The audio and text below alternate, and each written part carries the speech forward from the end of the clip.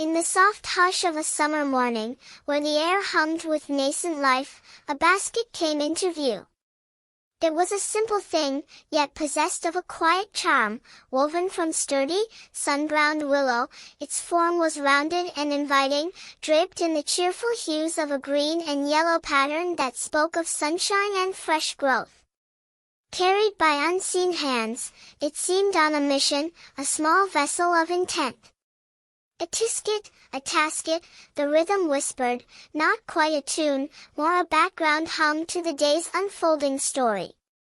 A green and yellow basket.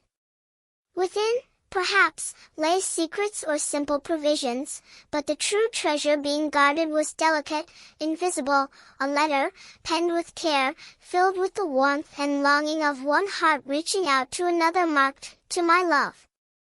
The bearer moved onward, their steps light, their thoughts perhaps heavy with the weight of unspoken affection poured onto the page. Then, a stumble, a moment's distraction, a gust of wind perhaps, and with a silent gasp, the letter slipped free from its holder's grasp. It wasn't a grand fall, but a gentle descent, like a feather seeking purchase on the earth. It landed softly on the dust-kissed path, unnoticed for a fleeting moment. And on the way I dropped it, the refrain echoed, a note of woe mixed with the inevitability of things sometimes going awry. The precious missive, meant only for loving eyes, lay exposed to the world. I dropped it, the repetition hung in the air, a mournful confirmation of the mishap. And on the way I dropped it. Was it carelessness? Or fate intervening? The letter remained, a small paper puzzle on the ground. Then, a small figure appeared on the horizon, a little boy perhaps no older than 7, his face bright with curiosity as he surveyed the path. His eyes, wide and full of wonder, caught the glint of the discarded paper. With a swift, almost secretive movement, he bent down, his small fingers closing around the letter. He didn't seem to grasp its intended journey or its emotional weight. To him, it was simply something not belonging to the ground. He slipped it, cradled gently, into the pocket of his worn trousers, the secret already becoming his own. The scene shifted, the refrain began anew, the basket and the lost letter continuing their tale.